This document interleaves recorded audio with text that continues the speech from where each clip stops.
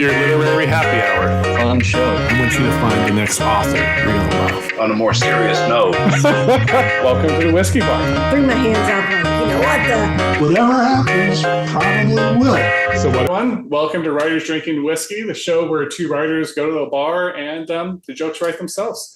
My guest today is Jesse Darnay, dear friend, great writer on his own. And Jesse, thanks for joining us here at the Whiskey Bar. It's a pleasure to be in this virtual bar with you. Yes, well, I mean, it's virtual for you. I'm here, and I was expecting you to show today, and little disappointed. So, what are we drinking today? Okay, well, as much as I love booze, I really associate my writing with tea, especially because one of my characters in the novella I've written is from York in England. And I imagine that, you know, if I'm thinking of his backstory, that he's grown up drinking this pretty much his whole life. So yes, we are drinking Yorkshire tea, which apparently is, as you would imagine, the tea of York. Got my kettle set up. But one of the keys, I think, you want to warm the kettle a little bit before you start boiling the water and warm the cup a little bit. So we're going to do that and then boil the water and steep 2 tea bags for about 4 or 5 minutes. And that should be just right. I'm going to add a dash of half and half and I'll be in the mood. Yeah. So did you learn this in Ireland? Or is this something you learned in where I learned it? I think I've enjoyed drinking tea really for a long time. You know, where I was introduced to tea when I was really young, when I say really young, like in my very early 20s, I went to London and then I actually worked at a bed and breakfast in the Lakes District. And that's where I was really introduced to tea and sort of the love of tea. Mm-hmm. It's always kind of been with me. But it really wasn't until I started writing this character that I got back into tea. So like some people are method actors, I'm kind of a method writer. There you go. That's good to know. Yeah. And How about I'm you? a method host here. So I will be drinking in honor of you. And I have some Seagram sweet tea. Ooh. I have some lemonade. Let's see this tiny box up here. And I'm going to make a hard Arnold Palmer. So super simple for anyone watching. I kind of like, you can also steep your vodka with the tea bag. I've heard of people doing that, making some great creations with it. I did not think ahead enough to do that.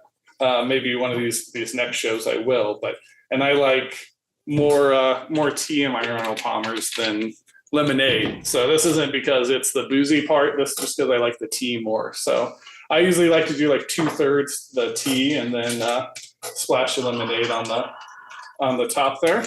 The lemonades that work best, and I'm not sure about this one. I'll tell you as we're drinking it. It's usually the really bitter, really pungent ones because they'll cut through the alcohol and you'll get that nice lemon taste. So, and there we are. So I'm super simple because I'm a simple guy, and I'm going to take a drink and see how this goes. Sounds delicious. I'm going to start boiling my water. And that was good. Anyone out there watching, I highly recommend take a drink. Right. So actually, maybe every time Jesse leaves the camera, anyone watching this, take a drink. It just becomes a drinking game. In fact, any episodes, anywhere where I've offended someone or something terribly wrong has happened and someone's off camera, you just jump on and enjoy yourself. Got to prep the half and half. All right. That should be ready in a few minutes. All right. And so where are you at? The kitchen of my condo in Chicago. Chicago. Okay. How do you like Chicago? I love this city. I mean, grew up in the city, so many memories in this city. I always kind of consider it like a little New York, but friendlier, in that you can do pretty much anything here. There's always something going on.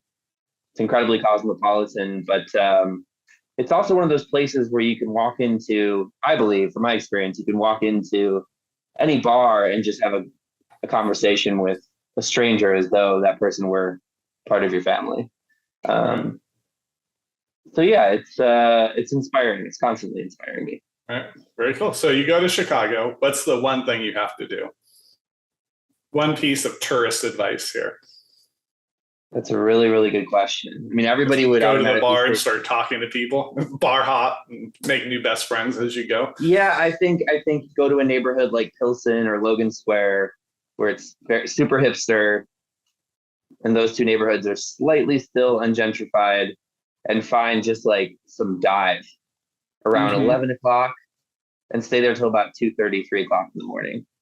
Very just good. see what happens. Yeah. I mean, that's my Chicago experience anyway. I mean, but most wholesome people would tell you, get some deep dish pizza, go to Navy Pier. I think I'm always, wherever I go, I don't know about you, wherever I go, I want to do as the locals do. I want to get involved in whatever, is off the beaten path, whatever someone living in that place, would do, and not do what they would never do, if that makes any sense. Right. So like anyone in Chicago living here would probably never go to Navy Pier. We hate Navy Pier, but we wouldn't want to do that. Yeah. I didn't enjoy Navy Pier either, actually. It had been in the... See? Yeah, it's fine. I mean, I guess. I feel the same way though. When we went 2-3 years back, maybe with COVID, maybe it was 10 years ago. It was some before COVID times. We had done a month in Europe so I have 4 kids, right? So we took our 4 kids, we took my mother-in-law, we took our niece along for it. And so we had this huge party. We go to Europe. We're going to be there for a month for a wedding in London, but then we decided to tour around. And the first place we went was Scotland, which is cool. Indescribably, beautiful. Yeah. But we did it wrong because, and this was just us not having been there before and planning, but we started 2 days in like Edinburgh, and then we're going to go to the Highlands for 2 days. And then we went to Ireland from there. And it was actually during that part, just very early, we're just like, I don't feel like I understand this place at all. Like, I don't feel like I've been here. Like, I've seen it, right? It was like, I can see a person and not know them at all. And that's how we felt. So we like that same thing. So I always like to ask everyone, like, what's the local, what do the locals do? Right. Because the touristy stuff, it feels like touristy stuff everywhere. You go to do touristy stuff in London, you do it in Hawaii, you do it in LA, Chicago, same experience.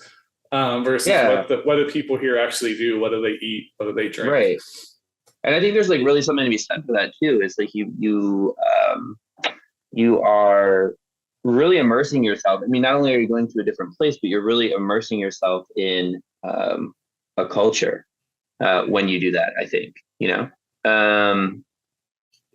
whereas, places like Navy Pier, even like a lot of big cities around the world are just kind of, they're becoming, to me, at least from what I've experienced, kind of standardized. Mm-hmm. Everybody's going to go and have the same experience, Right. Yeah. It's like a Starbucks, right? It's like, Starbucks is great. Like we go there occasionally, but it's always Starbucks. It's like, I want to go somewhere. What's your local place? Like, this little local place, Classic Coffee. I love going over there. In fact, the guy who runs it knows. Oh, hey, Will, what's going on? How's the writing going? What this and that? And it's, it's a local thing to do versus, what you're getting with Starbucks, and that's okay. Go there occasionally, but is that all you want out of life? Do you want the McDonald's Starbucks version of life, or you want something more nuanced and exciting? It's not exciting, right? I went to Starbucks in Seattle. I went to Chicago. Big whoop. Been to a Starbucks. What did you get when you were in Chicago? Did you get yourself involved in any experiences that you, apart from the bad experience at Navy Pier or the bland experience in Navy Pier, that you would consider kind of local and so cultural? What we did the first time we went there, I was out there for work in Elk Grove Village, so right by O'Hare. Actually, the plant I was working on, the day job, I'm director for quality regulatory department. Wow, that sounds complicated. Maybe it's very complicated. I'm very corporate. But I can tell by your hair. Yeah, exactly. But so I'm out there for work. We're Elk Grove, and so my wife met me up for the weekend. So I work through the week, and then Friday she meets me. I pick her up, and we head downtown, and we didn't rent a car or anything. We just Ubered, downtown, and we just walked. And we walked the city. There was a big protest. We never actually quite figured out what the protest was at the time. People talked to us, but it was kind of almost that mob kind of protest scene. Christian Chenoweth played Wicked. She was I forget the blonde witch in Wicked, but she was the original blonde witch. She was doing a show at one of the old theaters, and we saw it. I'm like, oh, let's go to that show. So we went to that. We did the architecture tour just to like see the city and be on the river a bit. We happened to walk by the Dean, but we just walked and kind of went into whatever little dive places we can eat at. I don't remember all the names, but the only place we ate at, this was my bad decision. As we were stopping by, we were right next to, after we did something, we were right next to the Jordan Steakhouse. Yeah, Michael Jordan's Steakhouse. Yeah, and so we're like, oh, we should eat here because it's Chicago and it's Michael Jordan. And it was the steakhouse, I guess. And there was cake, but that was like one of those 97-layer chocolate cakes, which we don't even like. But you see them and the waiter tells you to try it and you try it. That's the other thing we love to do. I always just ask, what's the best thing on the menu? If I never come back here again, what do I eat? So do I. I always do that. Yeah. My wife hates it. But my reasoning is, right, like these people, in theory, these people have worked here for a long time. They've been around here a lot longer than I have. They know what's good. They've tried everything, right? Hopefully. Exactly. Yeah. So yeah, they eat it every night, right? It's like, okay, this is, when I worked at food places, right? You eat that food quite a bit, right? Maybe not every night, but you end up taking food home quite a bit. So right. They know what's good here. Yeah. What's the thing they want to eat all the time. And sometimes it gets me in trouble. Like I was in Wisconsin, and I was like, what's the best thing? And the girl was young. She was probably like 19, 20. Well, she served us alcohol, so she's maybe 21, unless the laws are different in Wisconsin. And she's like, the chicken strips. And I'm like, not really a chicken strip guy. I'm like, okay, give us one of those, but I'm also going to order something. Well, yeah. So we should revise a little bit. Like it's, if it seems like your server knows what they're talking about or that you would have something in common, then yes, of course. Please put it in their head. But yeah, if it's like an 18-year-old, I remember what I ate when I was an 18-year-old college kid. Exactly. So right. I'm probably not going to take your advice. Ooh, it's boiling. One moment. All right. Talk amongst yourselves. Drink. Be merry. We shall do.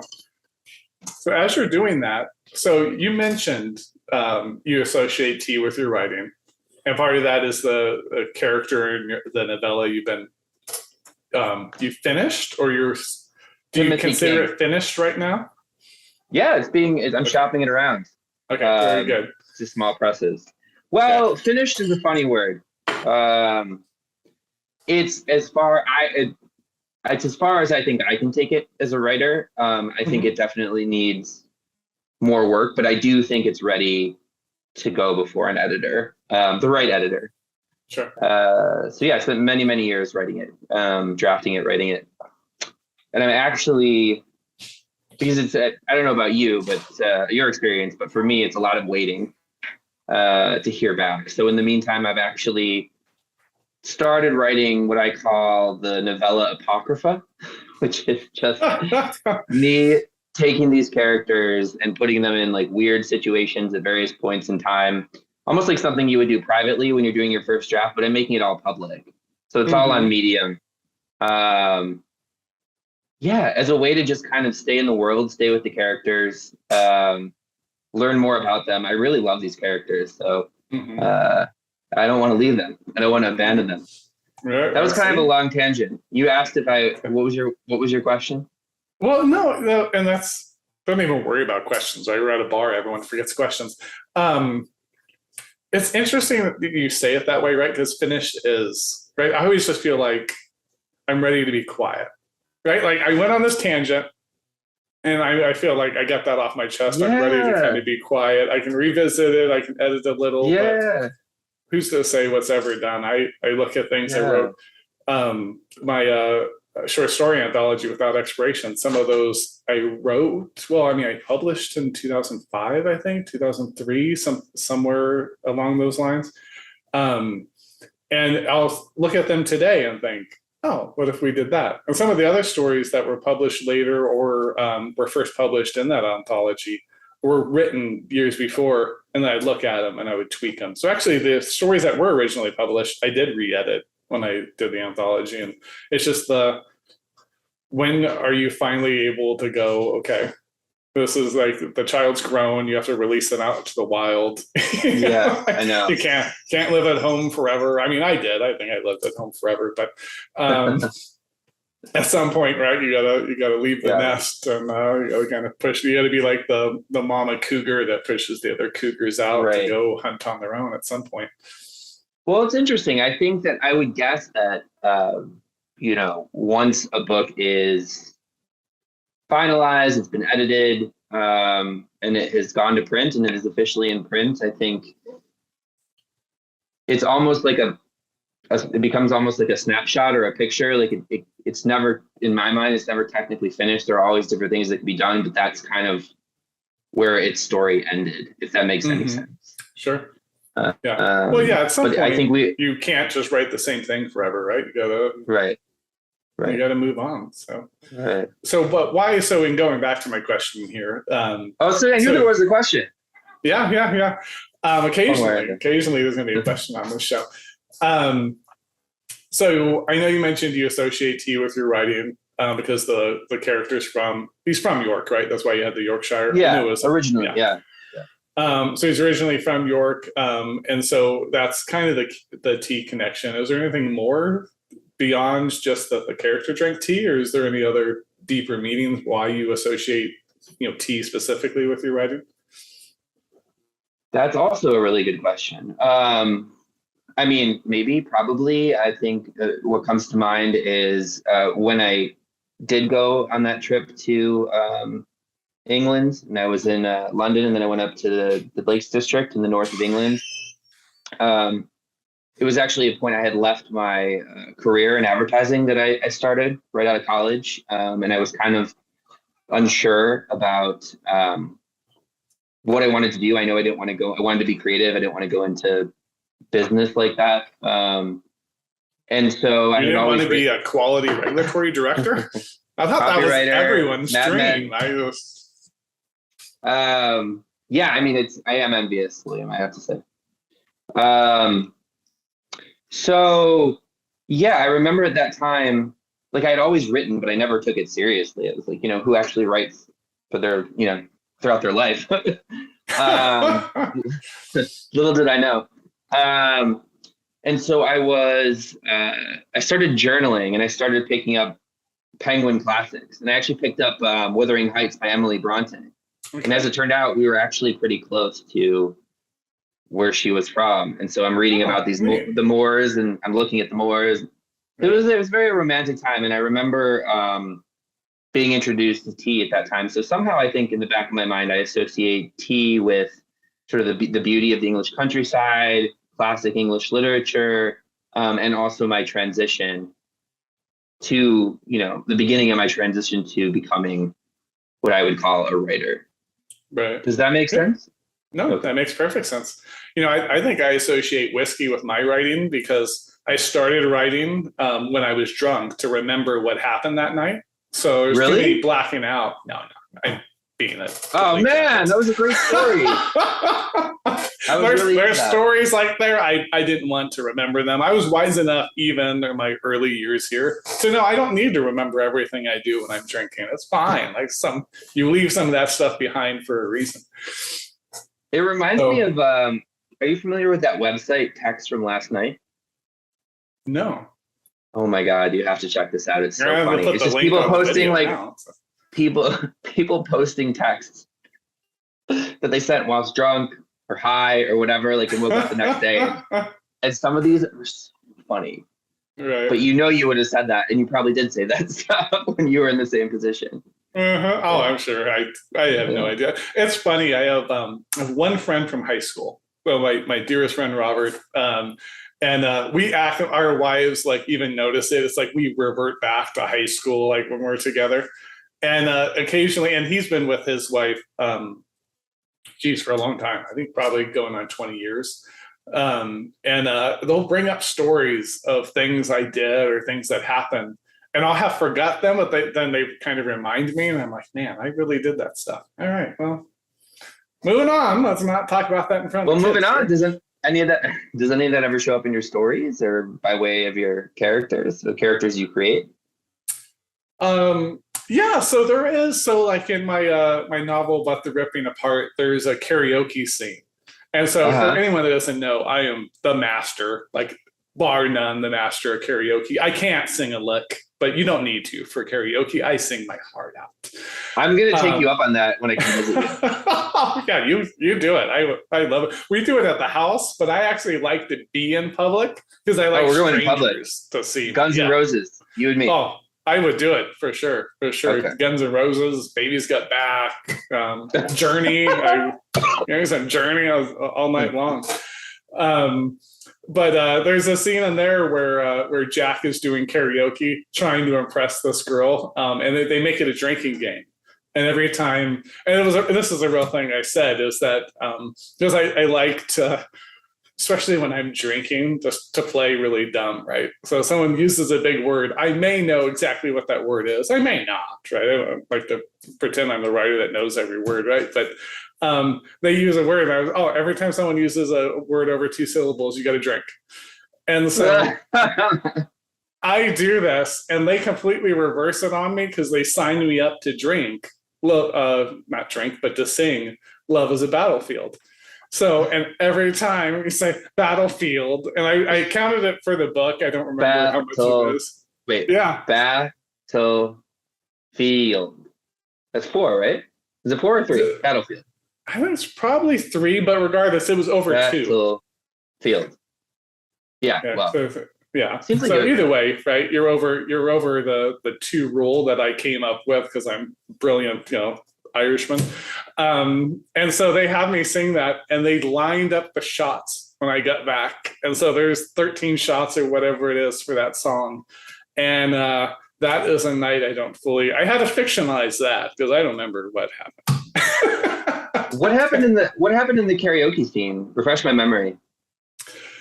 So in that particular scene, and so just for the viewers, so but the ripping apart is the premise of it started on a real event when my wife and I had gone to check up on an old school teacher of hers that she was really close with. Mm-hmm. And so it kind of and she was, the lady was a hoarder at the time, and then had some problems with alcohol and things, and it made me really think about my life in a different way. I'm not a hoarder at all. I love throwing stuff out. In fact, I have 3 drawers in our dresser, and when my clothes overfill those drawers, I get rid of stuff. But the drinking too much, the not reflecting on your life may be enough. Did trigger with me a little bit at the time, and this was probably early 30s at the time, and so at this point in the novel, and it's very fictionalized. Jack, the protagonist, if you want to call him that, he's just really wayward. He's also a single dad, like I was at the time. We're a blended family, so I had 2 daughters. My wife had 1 daughter. Then we got married, and we had our son. And at that point, me being wayward, I think that the actual scene that happens and some of those events from that actually happened chronologically in my life earlier.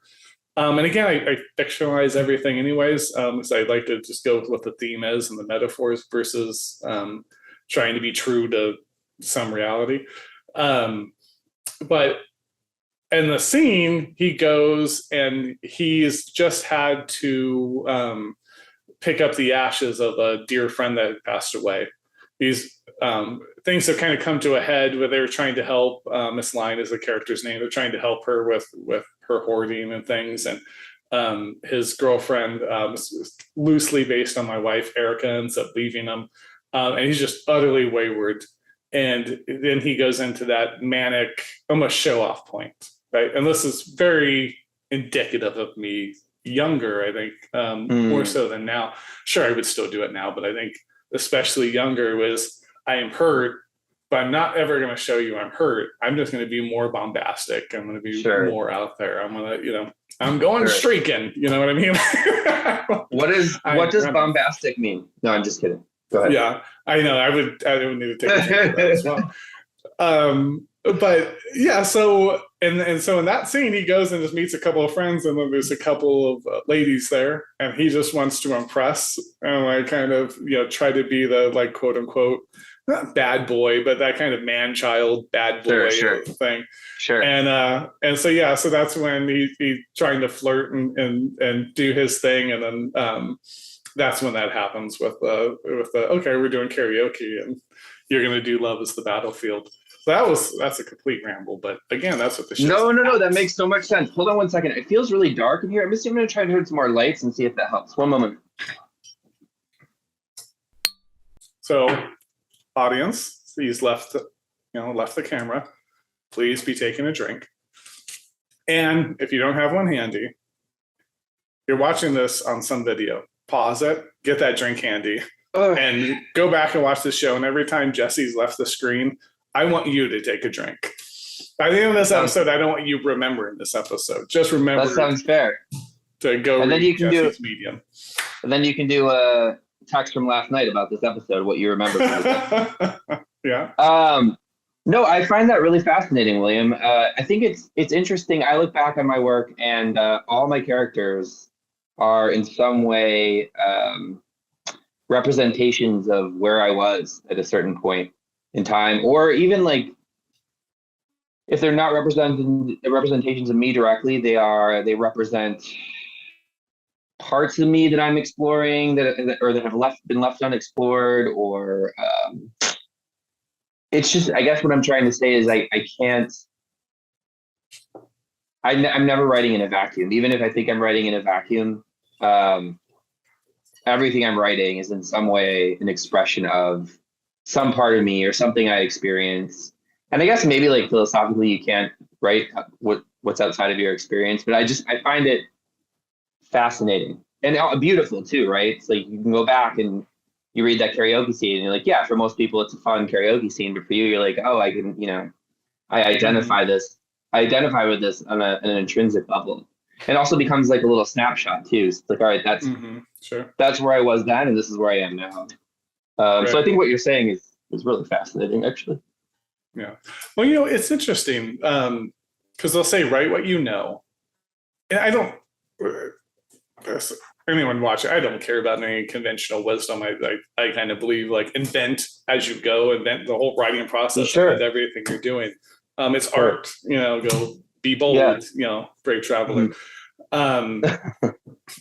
But there is that, I do believe in bleeding for it, right? Putting yourself into it. I know I use that metaphor as bleeding for your writing, but there's the having some skin in the game of it. And I think a lot of my early writing is a lot like you said, it was like I could identify with a lot of characters. But I actually feel like lately, especially if you look at like A Fire for Christmas, I divested myself from it, right? Like it was hurdles, like mental hurdles to get to, I need to be in Lourdes's head. And this is how Lourdes would tell a story. And this is a story that was meaningful for Lourdes at that time. Yeah, I would argue. Yeah. Sorry, I didn't mean to interrupt you. Yeah. Go ahead. Yeah.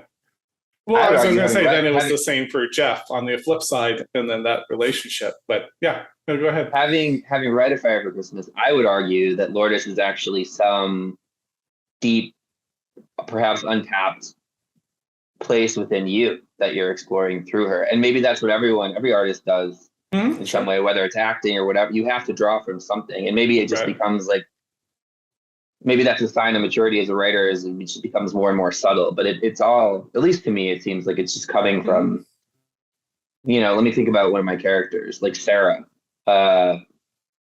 She's like this like hippie girl. speaks, thinks in ways that, you know, overtly, like I would never consider thinking in or speaking in, but somehow, like, yeah, she's, I like, there are aspects of my personality that are her. So I guess what I'm trying to say is, like, as far as you leap, like, you're still looking at yourself or parts of yourself in some way, shape, or form. At least that's how I approach it, and that's how I see it. Well, you know, I think, and it makes me think, right? So, because I one of the things I loathe, I don't want to use the word loathe just to be. What does loathe mean? I'll put it on the screen. Thank you. That Few syllables. Few syllables. Yeah, Please. yeah. I don't know. You have to clap it loathe. You know, it's hard to clap that one. I don't know. But about modern literature, and I honestly think this is part of the reason, like, people read less than they used to, you know, 50 years ago, whatever time frame you want to put it at, is the loss of voice, right? It feels like when you pick up a trade paperback or something now, there's a stripping away of the author into this almost video camera. Like, it almost feels like they're trying to make it movie light, right? There's just a camera and then the author is not part of it. Whereas when you pull up those Penguin classics, Steinbeck, whoever you're reading, right? Wuthering Heights, with Emily Bronte, I'm sure I butchered Bronte, name, yeah. but Bronte, yeah.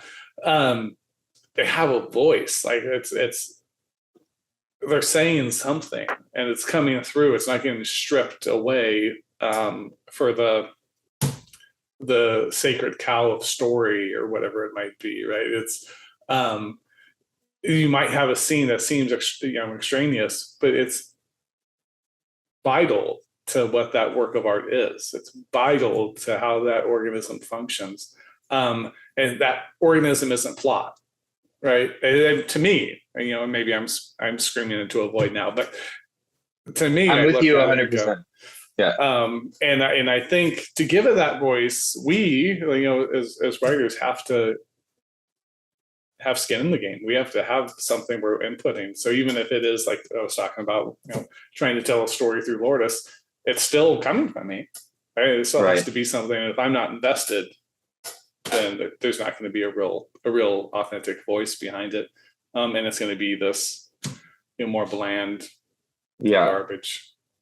I couldn't agree more. And I think that, like, just kind of adding on to that, that is what got me into writing in the first place and showed me how joyful reading can actually be. I was a junior in college, and my roommate was an English major, and he was always reading, and I was just always, like, partying, and I was always making fun of him, calling him dork, like, whatever.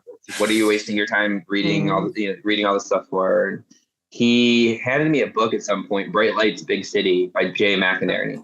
And I was going into advertising, so, like, I gave it a shot, and I instantly connected with the voice, and I instantly understood these people in this world, and I was hooked. I finished that book in maybe like a day and a half, and because of that experience, I saw, like, the magic that reading can be, that writing can be, like, that connection you can make, which goes beyond, like, day-to-day, like, face-to-face, like, way beyond day-to-day face-to-face interactions. You know, it's very deep. It's almost like, if you believe in soul, like, it's like soul to soul. And yeah, if you approach the process analytically, which I think, again, I don't want to generalize, but it seems to me that a lot of people are doing now, like, you miss that. It's, you know, it's, yeah, as you said, it becomes kind of stripped down, it becomes kind of technical. I think there's unfortunately a lot of political writing now, which kind of wears the guise of fiction and narrative. And I mean, I get that there's a lot to be, like, reckoned with coming out of the pandemic, et cetera. Like, but I don't know. To me, like, fiction is fiction, nonfiction is nonfiction, right? Like, if you're writing, I think we'll reckon with it. Like, because I love that word you said. There's a lot to be reckoned with. Like, I feel like if it's true to you and you're reckoning with those things, they'll come out. You don't have to be overt or didactic about them or, like, beat someone over the head, because that's never how you win people over anyways. I agree. But if you're reckoning with things with the pandemic or race relations, all these things, and you're living in that society, you're reckoning with them. And if you're being true to your craft, it's going to come out. You don't have to turn it into a public service announcement. Right. Let that come out. And then once you've written it, see where those strings are. Then you got to analyze once you have something there, and then build into it. I think that's the way you change hearts and minds versus trying to logically banter with someone, or what I mean, like you're just going on Twitter and screaming into the void or into the echo chamber. I mean, I think you could probably change the name of the platform from Twitter to the void or the echo chamber. Like it's I think art could be extremely powerful for that, but you got to let it, and you got to let it come out naturally versus trying to force it out. Right. And I think I'm glad you brought up Twitter, because I think that, again, like these are huge generalizations, but from my experience, like it seems like that is also adding to what's going on now in terms of the things that are getting published. And, it's a new mentality. It's a didactic mentality. It's a political mentality. Right. And I think, from what I've seen, unfortunately, we seem to be losing the art of it. We seem to be losing the voice, the vulnerability. Where's the vulnerability, right? The greatest writers to me were so vulnerable. Like you read them, you read their characters, but you could hear their voice, and you saw how flawed these people were, and like it made you realize you're deeply flawed too, like, and that's okay. It makes you feel less alone. Like, I just don't see much of that now. I see some of that coming out of small presses, which is wonderful, and which is where I want to go personally. But certainly not, I don't see it much with the big five these days, unfortunately. Well, and I'm glad you brought that up, because actually it's one of the things. So I for just in case it's a mystery to anyone, I hate social media.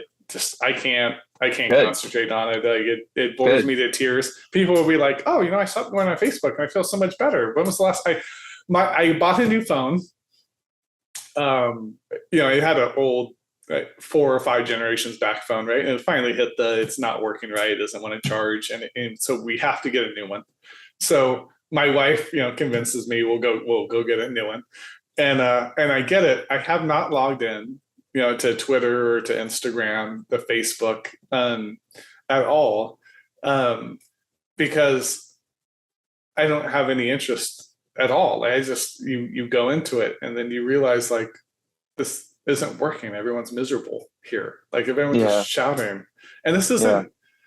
And then when you go outside, like you go to that bar in Chicago, everyone's not that way. Like it's such this little weird snapshot. We're like, it's a snapshot of America or the world or Europe, wherever you are. It's a snapshot. No, it's a snapshot maybe, but it's a snapshot in this one corner of the bar where everyone's angry drunks, and they're. But think about this. Think about what you're saying though. Like, is that okay? So before Twitter, before social media, what did writers have to reference? They referenced their friends, they referenced their lives, they referenced the things that were human and real. Now we're so exposed to things that are not real. We're so exposed to like images that are supposed to represent life, that you know what I mean? Like, so that I think also is coming into the modern sensibility, and the modern sensibility is I'm going to argue is less human than it used to. Like, so it's all adds to it, It's like filtered.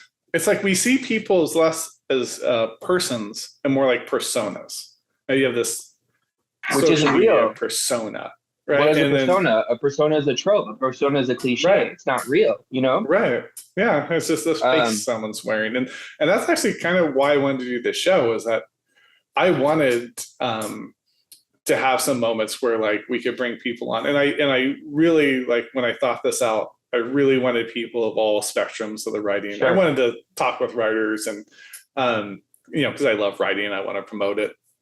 But I also wanted to get all levels, right? I wanted like you're working on getting published. I want someone that's been published 1,000 times. Like I just want the whole thing, but I wanted a place to have conversations, and we can stick our foot in our mouths. Like we can just talk it through, just go through it, because that's okay. That's what people do.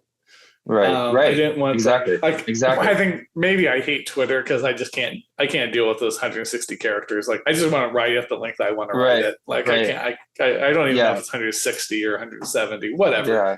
I'm not having that. Right. But I'm with you. Yeah. But I wanted this place to have these conversations, to just talk it through and get to that humanity. You should call it something like Infinite Characters as a rebellion against the 160 characters. As much characters as you goddamn. Yeah, all characters. Yeah. Mm-hmm. William R. Hincy says so. But I think also it seems like we're very much aligned, and I think it's at least for me, like I have to keep falling back on, even though all these things might be true, I still have to write, and I still have to find a way to keep going every day, Sure. And I think there's a lot that's very difficult. And I think it has forced me to determine whether or not I really am a writer, Sure. Because you're standing in the face of these just horrible odds all the time. And yet you still have to keep going. You have to write. You see the beauty in what you're doing, Yeah. Yeah. Well, I can just speak for myself, but I am the authority on this, I know, obviously. matter, the absolute authority. Clearly. A writer writes, right? It's that old saying. Yeah. And that's how I've always taken it. So that's why on the show, it's like my only rule is you have to have written something. It doesn't have to be published.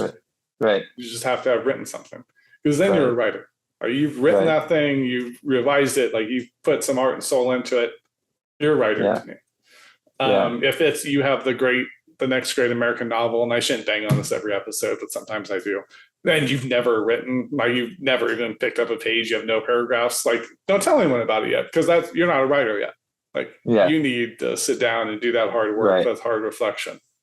And once you've done that, once you've put that that skin in the game, you're a writer. You can come on the show and we'll shoot the breeze and have a good old time. But so that's interesting. So is your tea done? No. You got a twist in favor. Okay. Is it finished? It's been finished for a while. I don't know. William, you're not going to remember what happened in the show or yesterday. Let's see. Where am I at? Let's see. I still get some. It's not a contest. Slow and steady. I'm going to make the show. Slow and steady. And I also think there's I don't know, these days I feel like it's the camaraderie aspect of it that's so fulfilling. It's doing it in the camaraderie, because I actually have been published. I was fortunate enough to have some poems published. And it was like super, super exciting when it happened. I got to tell all my friends. And then like after 2 weeks, I was like, okay, that happened. Do you know what I mean? So I don't think it's ever the reward of getting published or getting whatever you get comes your way. It seems like what's really fulfilling is just actually like doing it, and the joy of creating great things, and of having like a group of people like you, et cetera, to share that with. Right.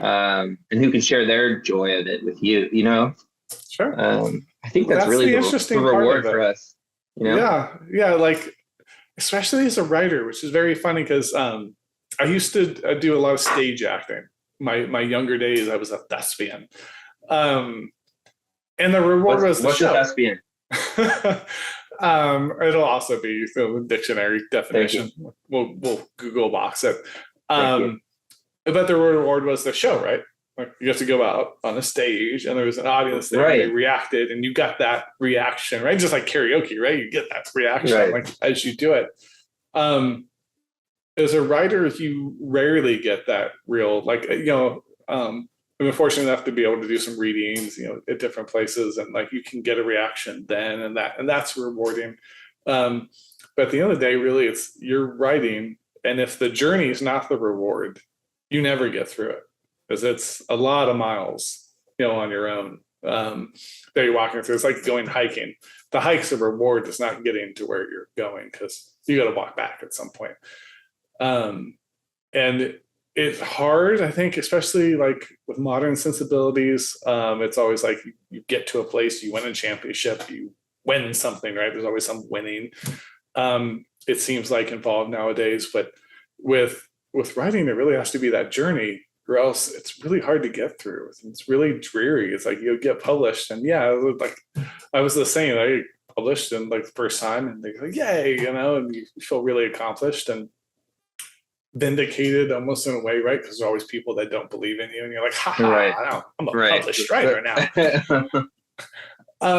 But even like, you win an award. I felt the same way. It's like, oh, you're excited for a day. I'm vindicated. Aha, Miss So-and-so from high school who didn't believe in me, And but then like, it's like, okay, well, the next day, Yeah. you're by yourself, at a computer or with a pen and paper, however you do it.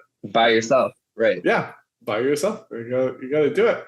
And if you love doing it, you love getting into it, you love getting into these people's heads, you love your characters, you love just whatever it might be, whatever aspect, then it's worth it. Otherwise, it's hard to see how you finish otherwise. The reward is the journey. It's so true, and I think you're right. I think what happens is we seem to get like bump up against here and now, which is, it's a lot, even when you go see movies, when you use social media, it's like, the work, the effort, all that part just gets skipped over. It's like a movie, a guy is poor. Oh, look, it turns out he's actually the king of whatever Eastern European country and he's very rich. Like there's nothing there's nothing of it. And all of life is the in-between. It's all work, so we're really desensitized too, the reward is the journey is the reward, the work is the reward is I feel like it's such an unpopular Right. It's not a modern sensibility, it's not. And I think that's why to some degree like modern writing struggles, and you always hear everyone's always complaining about writing, right? You don't want to pay any writers to buy their books, but we want to complain every time we watch a movie and we don't like the writing, say it's bad writing. But I do think a lot of writing struggles now because like it has to be the journey. It has to be the thing, right? Or else if you're just, I'm writing this so I can make money and say I wrote Obi-Wan Kenobi, right? Whatever it might be, right? I wrote out there. If you weren't passionate about it when you wrote it, if you didn't focus on the journey, that wasn't the reward of it, then I think people notice like intrinsically because it's in the bones of it, right? Like it's diseased from the core. It's true. Yeah. I mean, I don't think I don't know, I'm not a biographer, but I don't think like Faulkner was sitting around concerned about like, oh man, I just have to get published. If I get published, I'm gonna get vindicated. If I get the award, if I get the Pulitzer, like I think he was probably like a tormented guy who had a lot to say about the post-Pelham South, and he just needed to write it. He just needed to get it out, these people, it was like these heroes, like it was just their lives, like their writing was their lives, like that's just right. The reward was the journey, Sure. Well, and I think Faulkner was the one. I think I had to do, way back when, a study of one of the speeches he gave when he won some award, and he was so drunk when he gave the speech, it was inaudible. But when everyone got the transcripts and realized what he was saying, he was like hailed as one of like the great speeches like at all times. I was like, there's stories of him lying in bed. He was like just a vicious alcoholic, right? Yeah, unfortunately. Yeah, but it's like such great work came out of it from there, and so it's hard. Do you have something to read for us today? What, are you serious? And yeah, I am. Do you have some maybe like medium? It can be something from the novella you're working on. I know you have all the medium stuff. Yeah, sure. We could share the screen. I could open up the scene I'm working on right now. I could try to read it with a British accent, which would be kind of funny. That'll be fun. Let's do it. All right. Anyone who knows her knows she's woe. Even the flaps of a motorbike jacket respire like charred lungs as she jigs out to the chemist shop on 6 corners. Potential monocoque inflation in error. CF Portage Park, Historic District. She shoots a pill from an uncapped medicine bottle, then stops to smush her face against the crusted window pane of myopic books. Recalling silliness to a fellow rapscallion. Several meters on, she tosses a few bob nickels into a homeless pair's unlatched ukulele case. Bops her trainer in time to the whiskered gentleman's tropical air. When I finally take heart to approach, she's musing over a pint in the shimmering window frame of swig like a Manet impression. She lifts her ale to toast me as I enter. Long live the Queen! Hang my head. Plop down beside her. Good eve, Wo. 2 shots of the devil's tongue. She's cutting through the pub's lambent fog now, winking at me as she confers with the barman. Whoa, no, I say, as the sloshing liquor plinks down before me. Monica, beg your pardon? Woe is not me. She snaps back the dram. Oh, heck. I plug my nose, draining what was given, then erupt, hacking sleep from the spirit till I can muzzle myself with my hand. Words are smothered. I stand, tear across the pub, to the toilet. Enclosed now, I'm bathing my face from a corroded wash basin. What's the lead standard for Chicago tap water? Milligrams per liter, parts per billion. Dabbing blushed cheeks. Good Christ, what am I? I remember Fulford's vigorous chill, the kettle squealing on the hob, the kitchen tinged with citrus, Tetli Earl Grey at 4:30. I've made a mistake. I stand, rigid, yanking, waggling my polo sleeves to cast off unpleasantness from my underarms, lean closer to my reflection in the mirror. Get naked, I say. It's Darnay peering back at me, gaze blazing yet filling the spaces between us with an azure tint. These women haunt you, I tell him. I scurry back out. Our table is vacant. The faint tambourine of her jacket zippers, mango scent, cackle like static, buttery teeth, sable spill of hair, leaving me. I search the pixelation of drifters outside for her weaving. The slate hour is gathering now. The sky is pouched. On a distant pavement, the lutist squats to stow his instrument. I glimpse Will reclining on a worn couch in the sitting room display at the 4 of Milwaukee ProQuest, etymology, colonial appropriation, furniture. And that's all I have so far. And that is voice. As I've read some of what's on Medium and things, of course. I don't know if I'm up to date because come on, you gotta get up to date. I'm not up to date on anything. I was like, my computer's 17 generations behind on Windows or whatever. Like my pacemaker is not up to date, whatever the latest pacemaker needs to be. My liver is probably like 1990 at this point, but corroded. What I love though about your writing is like, and you read it with the accent and everything there, which was really fun, but it's just the voice of it. Like, it just really comes out. But cool. That's great. That's what I love. That's what I live for. That's so good to hear. Yeah. What are your thought patterns like?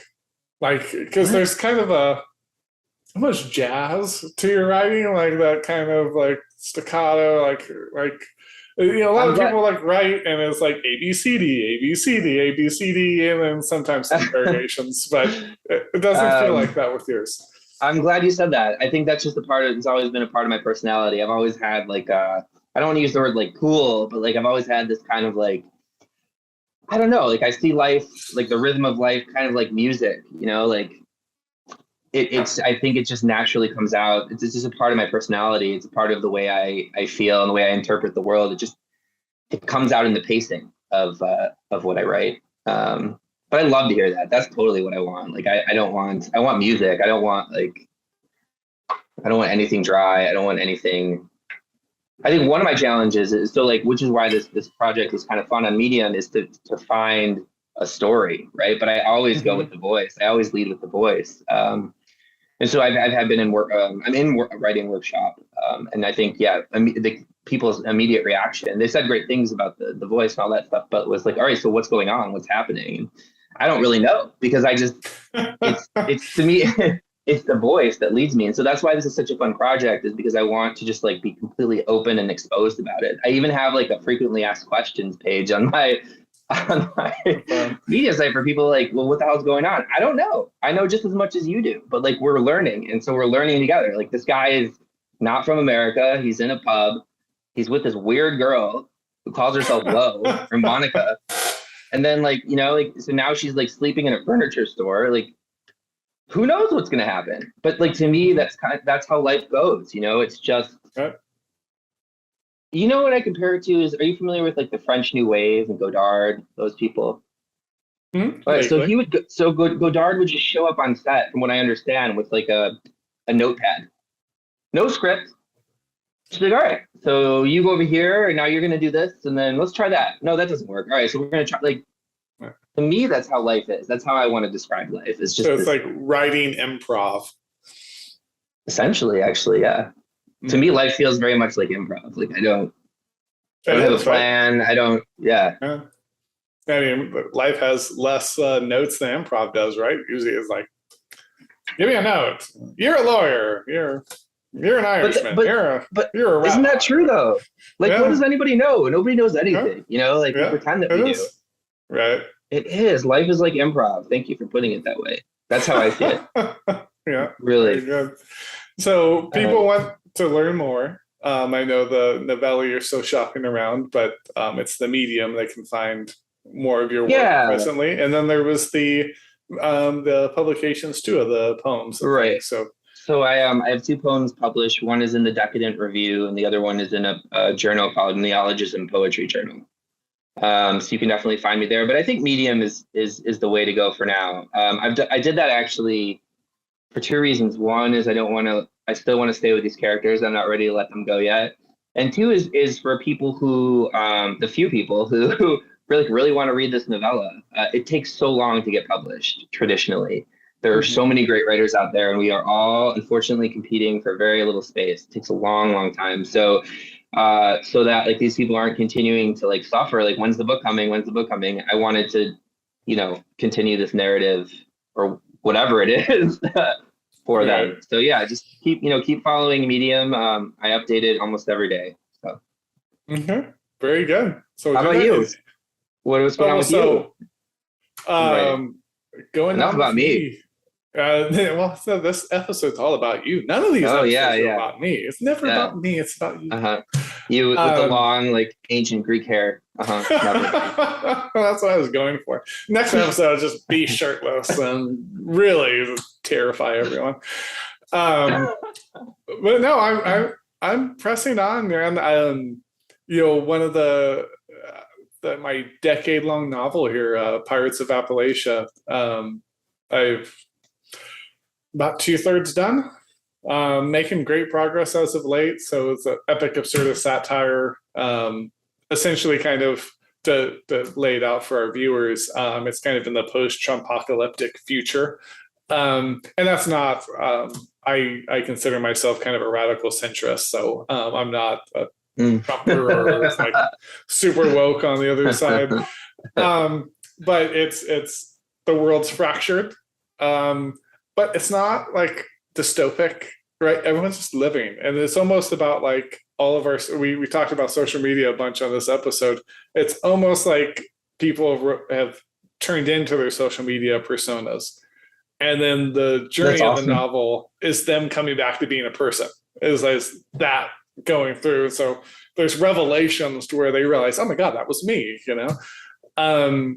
And meanwhile, there's some bootlegging hillbillies from West Virginia that are sailing down the Ohio River to sack the city of Pittsburgh. I've made great progress. It's coming. It's epic for a reason. But I think next year maybe I'll finish that one off, and then it'll be the long journey to publication.